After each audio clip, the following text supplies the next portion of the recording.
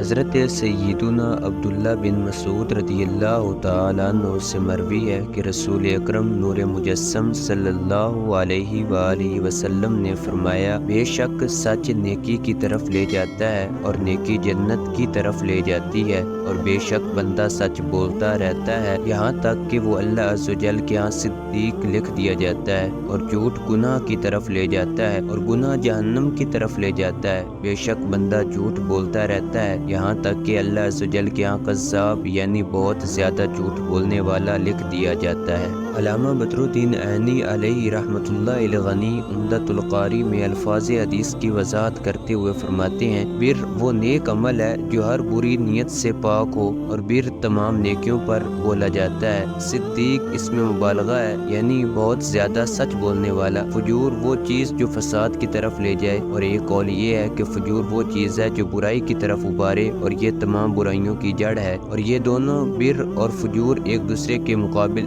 ضد ہیں۔ سچ بولنے والے کو صدیق لکھ دیا جاتا ہے، مطلب یہ ہے کہ وہ صدیق کہلانے کا مستحق ہو جاتا ہے، اور اس کے لیے صدیقین کا ثواب لکھ دیا جاتا ہے۔ ابو زکریا یحییٰ بن شرف نووی علیہ رحمۃ اللہ القوی شرح مسلم میں فرماتے ہیں، اس حدیث میں سچ بولنے پر ابھارا گیا ہے جھوٹ، اور اس میں نرمی برتنے سے ڈرایا گیا ہے، کیونکہ جو جھوٹ کے معاملے میں غفلت برتے گا وہ جھوٹ بولنے لگے گا اور لوگوں میں جھوٹا مشہور ہو جائے گا۔ علامہ حافظ ابن حجر عسقلانی قدس سرہ النورانی فتح الباری میں فرماتے ہیں، حدیث پاک میں فرمایا گیا کہ بندہ جھوٹ بولتا رہتا ہے تو اسے بہت زیادہ جھوٹا لکھ دیا جاتا ہے، یعنی اس کے لیے یہ حکم کر دیا جاتا ہے کہ یہ جھوٹا ہے۔ فرشتوں پر اس کا جھوٹا ہونا ظاہر کر دیا جاتا ہے، اور زمین والوں کے دلوں میں بھی یہ بات ڈال دی جاتی ہے۔ حضرت سیدنا مالک علیہ رحمۃ اللہ الخالق حضرت سیدنا ابن مسعود رضی اللہ تعالیٰ عنہ کا قول نقل کرتے ہوئے فرماتے ہیں، بندہ جھوٹ بولتا رہتا ہے اور جھوٹ بولنے کا ارادہ کرتا ہے، اس کے دل پہ ایک سیاہ نقطہ پڑ جاتا ہے یہاں تک کہ اس کا دل سیاہ ہو جاتا ہے، اور پھر وہ اللہ عز و جل کے ہاں جھوٹا لکھ دیا جاتا ہے۔